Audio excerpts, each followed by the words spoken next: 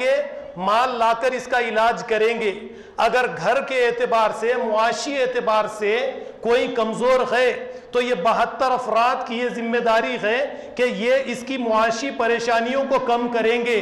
اگر یہ معاشی یعنی مال کے اعتبار سے کمزور ہے تو یہ 72 افراد کی یہ ذمہ داری رہے گی کہ مالی اعتبار سے ان کی مدد کی جائے۔ تو اس اعتبار سے اگر ہم اپنی سوسائٹی کے اندر یہی طریقہ اختیار کر لے، 12 نقیب بنائیں، اس کے اوپر ایک نقبہ، یا پھر 5 سے آپ، جیسا مدینہ کی اس وقت میں آبادی بہت کم تھی، آج آپ آبادی کے اعتبار سے 5 کی جگہ پر 50 کر لیجئے، 5 کی جگہ پر ایک نقیب کے ساتھ 25 کر لیجئے۔ آپ اپنی طرف سے جتنی تعداد بڑھا سکتے ہیں اس طریقے سے آپ تعداد کو آپ بڑھا لیجئے، اور اس اعتبار سے ایک چین بنائیے آپ۔ جب یہ چین بنے گی تو ہر فرد دوسرے فرد کا ذمہ دار بنے گا، ہر فرد یہ سمجھے گا کہ میری یہ ذمہ داری ہے کہ اگر میرا کوئی بھائی تکلیف میں ہے تو میں اپنی طاقت کے مطابق اس کی تکلیف کو دور کروں۔ لیکن آج سوسائٹی میں آپ دیکھیے کہ ہم اپنی فردن اپنی زندگی جیتے ہیں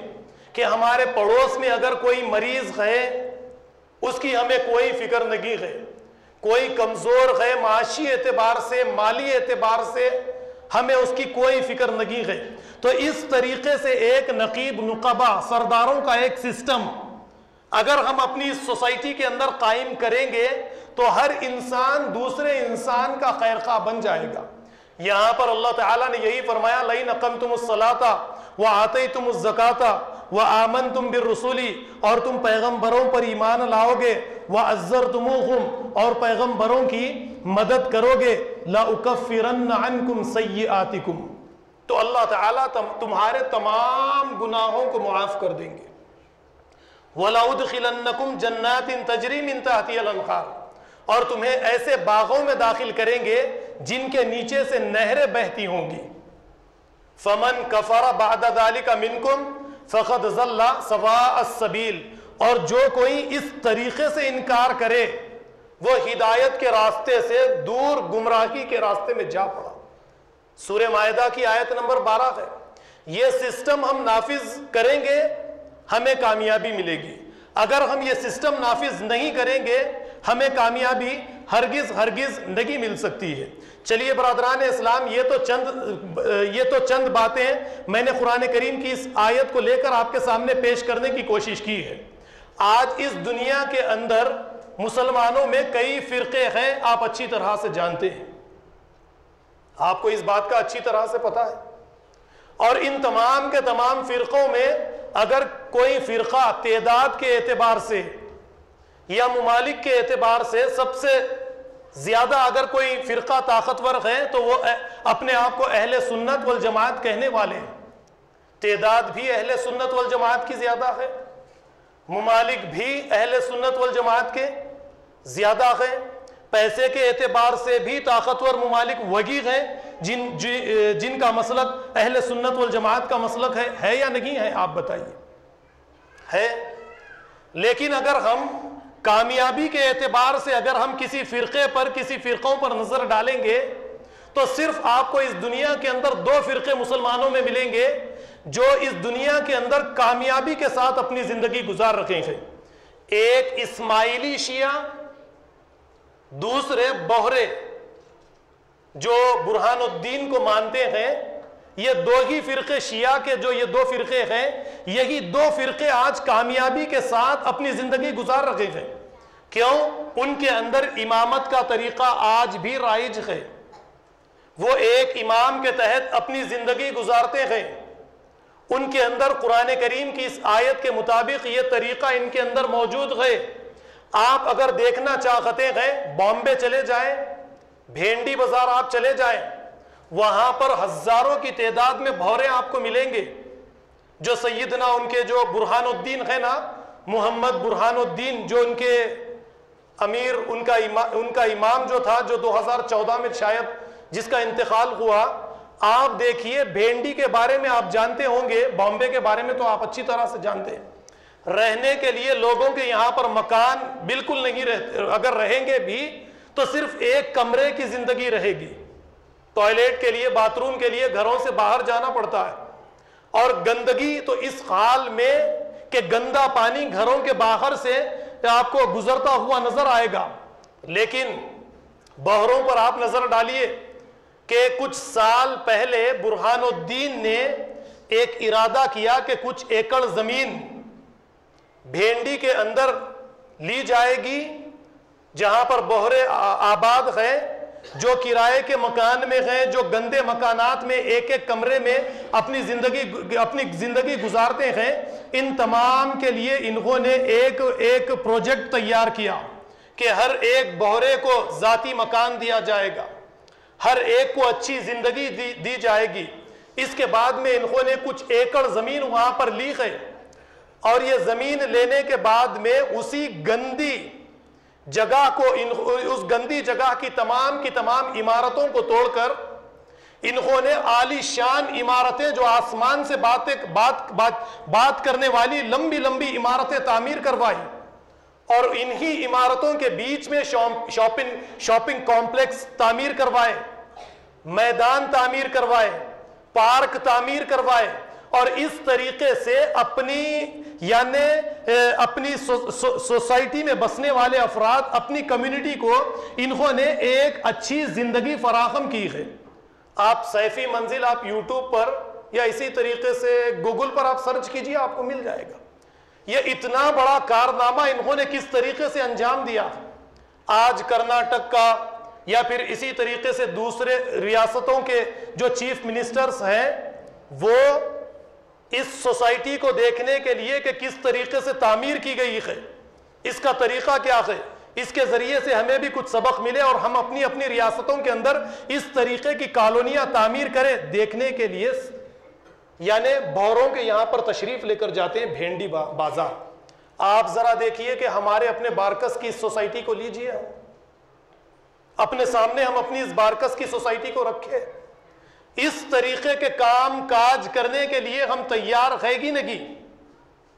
ہم اس طریقے سے اگر کوئی ہماری اپنی بستی میں بے گھر ہے، بیمار ہے، پریشان ہے، مقروض ہے، ہم سمجھتے ہیں کہ اس کی پریشانی اس کی اپنی ذات کی حد تک کے لیے، اس کے یہاں پر مکان نہیں ہے تو وہ اس کی اپنی ذات کے لیے ہے، ہم کو اس سے کچھ لینا دینا نہیں ہے۔ اس طریقے کی زندگی ہم نہیں گزار سکتے۔ اگر آپ صلہ رحمی کرنا چاہتے ہیں لوگوں کے ساتھ اپنے روابط یا ان کے ساتھ اپنا ربط قائم کرنا چاہتے ہیں، لوگوں کے ساتھ آپ جڑنا چاہتے ہیں، تو یہ کام کاج آپ کو کرنا پڑے گا۔ میں نے کچھ ہی دن پہلے ہماری اس مسجد سے بھی بڑے قبرستان کے لیے 3 ایکڑ زمین خریدی گئی۔ اس موقع پر بھی میں نے چند باتیں آپ کے سامنے رکھی تھی کہ اس کے اندر ساگوان کے جھاڑ لگائے جائیں، 8 سال 10 سال کے اندر کروڑوں روپے کی آمدنی ہوگی،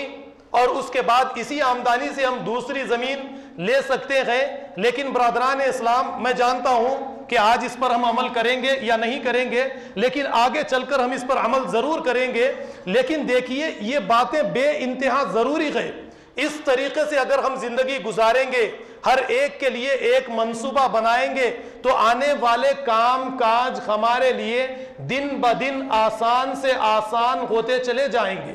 یہ تو میں نے آپ لوگوں کے سامنے بحروں کی ایک مثال میں نے آپ کے سامنے رکھی کہ انہوں نے اپنے طور پر سوسائٹی کے اندر لوگوں کو ایک اچھی زندگی فراہم کی ہے۔ پھر اسی طریقے سے آغا خان کی طرف آپ کو لیے چلوں، یہ بھی شیعہ کا ایک حصہ ہے، شیعہ فرقے کی ایک یہ بھی شاخ ہے۔ آپ اپنے بچوں کو اگر اعلیٰ تعلیم دینا چاہتے ہیں تو حیدرآباد میں بڑے بڑے اسکولز، یونیورسٹیز آپ کو جو ملیں گی، اس میں آغا خان یونیورسٹی،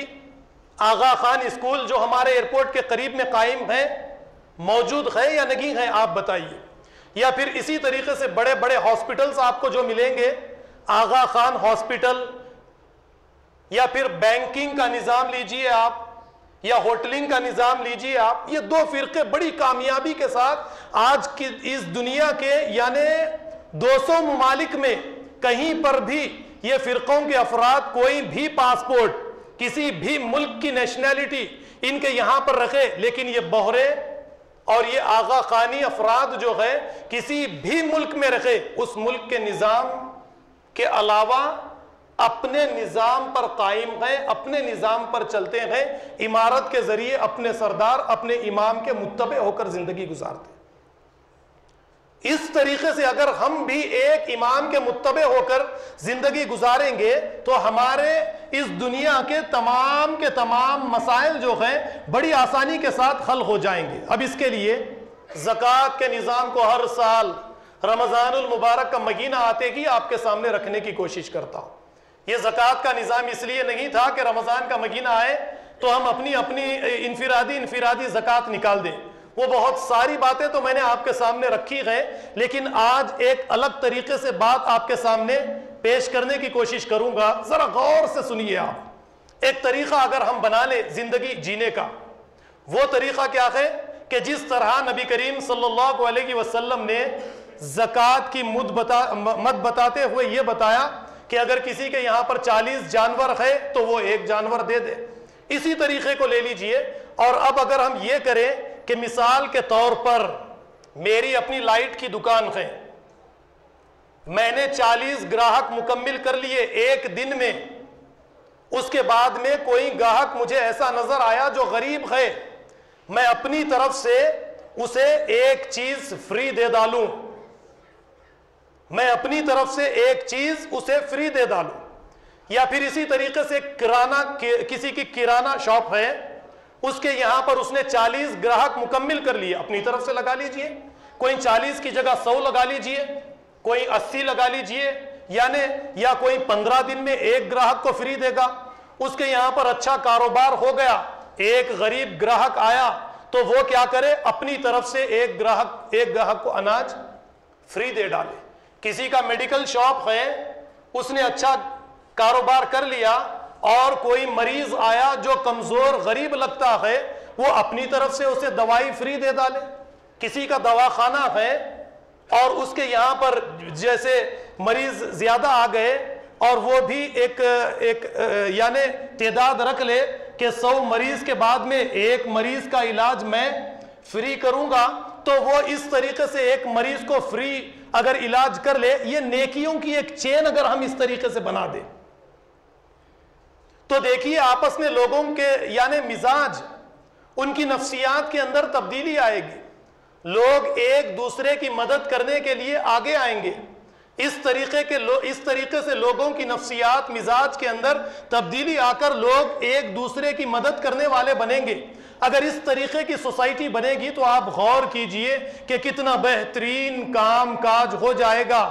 ایک گاڑی کی سواری آٹو چلانے والا 40 سواری اگر لگا دے، کوئی ایک سواری اگر غریب اسے مل جائے تو اسے فری لے جا کر اس کی منزل پر پہنچا دے، اسے اللہ تعالیٰ اس کا بہترین اجر دیں گے۔ اور اسی کا نام ہے صلہ رحمی۔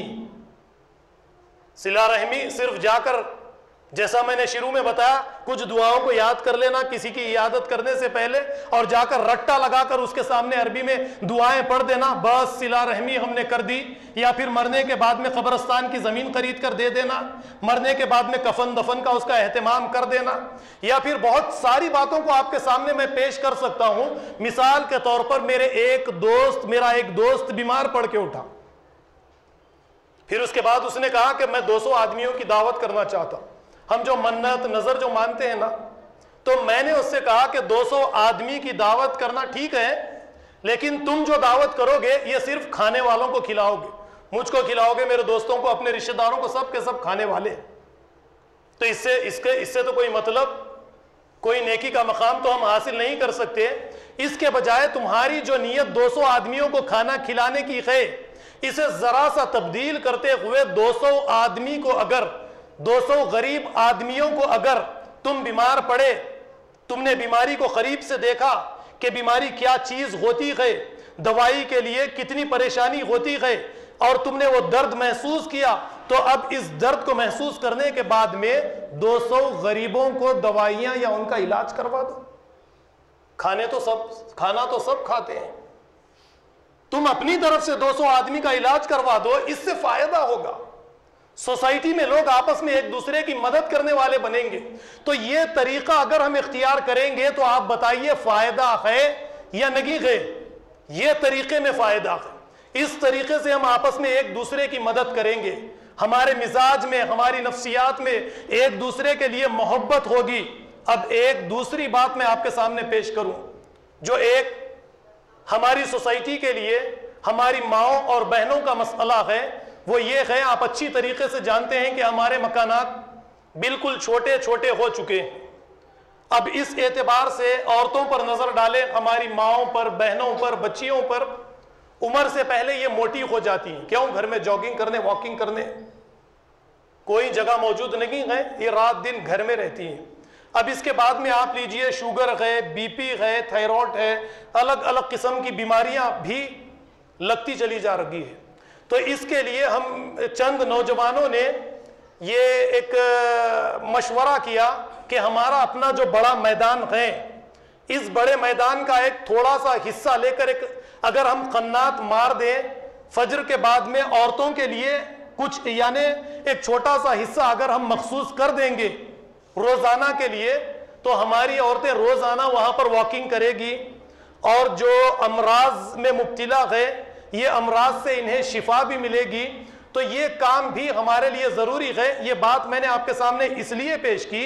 تاکہ آپ لوگ دوسروں تک اس بات کو پہنچائیں, پھر اس طرح سے ہم بستی کے بڑے لوگوں کے ساتھ ملاقاتیں کریں, اور عورتوں کے اس بڑے مسئلے کو حل کرنے کے لیے ہمیں آگے آنا چاہیے,